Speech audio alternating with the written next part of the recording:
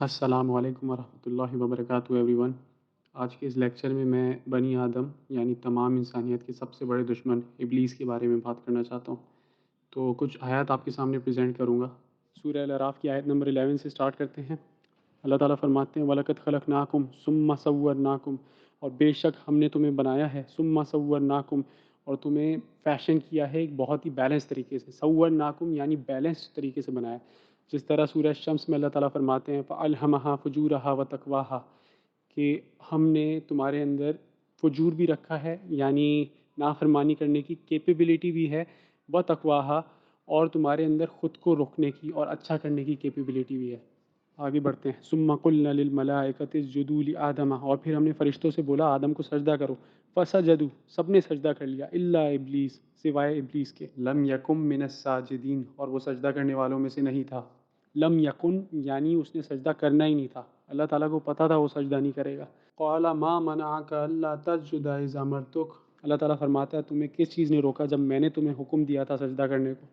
قال انا خیر منہ، تو ابلیس آگے سے کہتا ہے میں اس سے بہتر ہوں، خلقتنی من نار، آپ نے مجھے آگ سے بنایا ہے، وخلقتہ من طین، اور اس کو مٹی سے بنایا ہے۔ اور اگر غور کیا جائے تو ابلیس مشرک نہیں تھا، اس نے مانا ہے یہاں پہ خلقتنی من نار، آپ نے مجھے آگ سے بنایا ہے۔ اس کا گناہ شرک نہیں ہے، اس کا گناہ یہ ہے کہ اس نے اپنے رب کی نافرمانی کری۔ میں دوبارہ ریپیٹ کرتا ہوں، اس کا گناہ یہ ہے کہ اس نے اپنے رب کی نافرمانی کری۔ ویڈیو سننے والوں میں کچھ ایسے بھی لوگ ہوں گے جو کہ گناہ کرتے ہیں اور وہ چھوڑ بھی نہیں رہے ہیں، اور خود کو یہ آسرا دیتے ہیں کہ یار چلو ایٹ لیسٹ ہم مسلمان تو ہیں، اٹس ناٹ دیٹ بیڈ۔ تو ان کو یہ قصہ یاد رکھنا چاہیے کہ ابلیس نے بھی نافرمانی ہی کری تھی۔ اگلی آیت میں اللہ تعالیٰ فرماتا ہے فَاحْبِطْ مِنْهَا، نیچے اتر جاؤ یہاں سے، فَمَا يَكُونُ لَكَ، یہ جگہ نہیں ہے تمہارے لیے، أَن تَتَكَبَّرَ فِيهَا، کہ تم تکبر کرو یہاں پہ، فَاخْرُجْ إِنَّكَ مِنَ الصَّاغِرِينَ، نکل جاؤ یہاں سے بے شک تم ذلیلوں میں سے ہو۔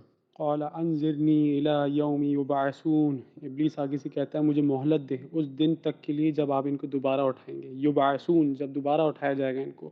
قال انک من المنظرین، اللہ تعالیٰ فرماتا ہے بے شک تمہیں مہلت دی جاتی ہے۔ تو ابلیس آگے سے کہتا ہے فبما اغویتنی، تو جس طرح تو نے مجھے گمراہ کیا ہے، یعنی یہ اللہ پہ بلیم ڈال رہا ہے۔ آپ یہ دیکھیں کہ آج بھی ایسے لوگ ہیں جو یہ بات کہتے ہیں کہ اگر میں یہ گناہ کر رہا ہوں تو یہ تو لکھا ہوا ہے، اس میں میری کیسے غلطی ہوئی؟ تو یہ ابلیس والی بات کر رہا ہے۔ اچھا پھر ابلیس آگے سے کہتا ہے لَأَقْعُدَنَّ لَهُمْ صِرَاطَكَ الْمُسْتَقِيمَ، میں تیری صراط مستقیم پہ ان کے لیے چھپ کے بیٹھا رہوں گا۔ اور یہاں پہ لَأَقْعُدَنَّ استعمال ہوا ہے جس کے معنی ہے ایمبوش، یعنی چھپ کے بیٹھے رہنا اور صحیح موقع پہ وار کرنا۔ تو شیطان بھی یہی کرے گا، چھپ کے بیٹھا رہے گا، صحیح موقع دیکھ کے آ کے آپ کے ذہن میں ایک سوچ ڈال دے گا، اور آپ کو لگے گا یہ آپ کی اپنی سوچ ہے اور آپ اس پہ عمل کر دو گے۔ اگلی آیت کی میں کچھ انٹرپریٹیشنز بتاؤں گا، بٹ اٹس ناٹ نیسیسری کہ یہ اسی حد تک محدود ہو۔ ثم لآتینہم من بین ایدیہم، اور یہ کہتا ہے کہ میں ان کو سامنے سے آگے بھٹکاؤں گا۔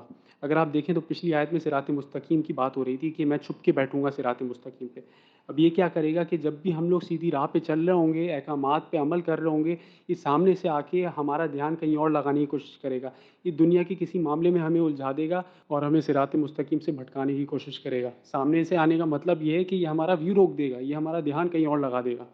اسی طرح یہ آگے بولتا ہے وَمِن خَلْفِهِمْ، اور میں ان کو پیچھے سے بھی اٹیک کروں گا، یعنی یہ پیچھے آپ کا پاس جو ہے اس کو استعمال کرتے ہوئے آپ کو واپسی کھینچنے کی کوشش کرے گا، آپ کے ذہن میں کچھ ایسی تھاٹس چلا دے گا کہ جیسے فار ایگزامپل یہ بھی ہو سکتا ہے وہ آپ کے ذہن میں ڈالے کہ یار پیچھے تم نے کتنے بڑے بڑے گناہ کیے ہیں، تو پتہ نہیں تمہاری مغفرت ہوگی کہ نہیں، تو اس لیے چھوڑ دو، کوئی فائدہ نہیں ہے۔ اس طرح کی تھاٹ بھی یہ ڈال سکتا ہے، اور پرانی چیزیں جو آپ چھوڑ چکے ہو اللہ کی راہ میں، وہ ان کو استعمال کر کے آپ کو ٹیمپٹ کرے گا کہ آپ واپسی ان برائیوں پہ آؤ۔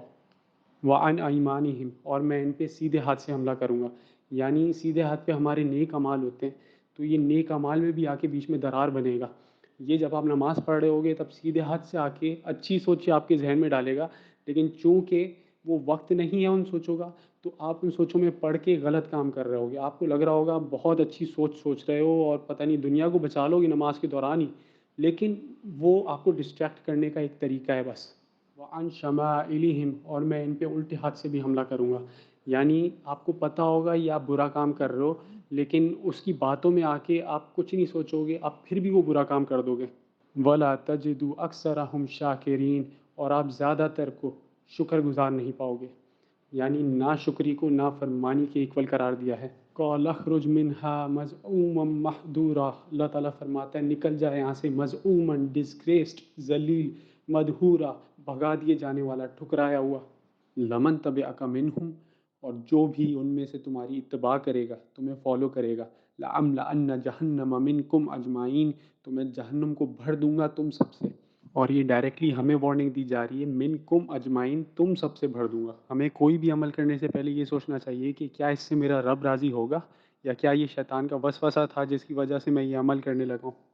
بارک اللہ لی ولکم فی القرآن العظیم، آمین یا رب العالمین۔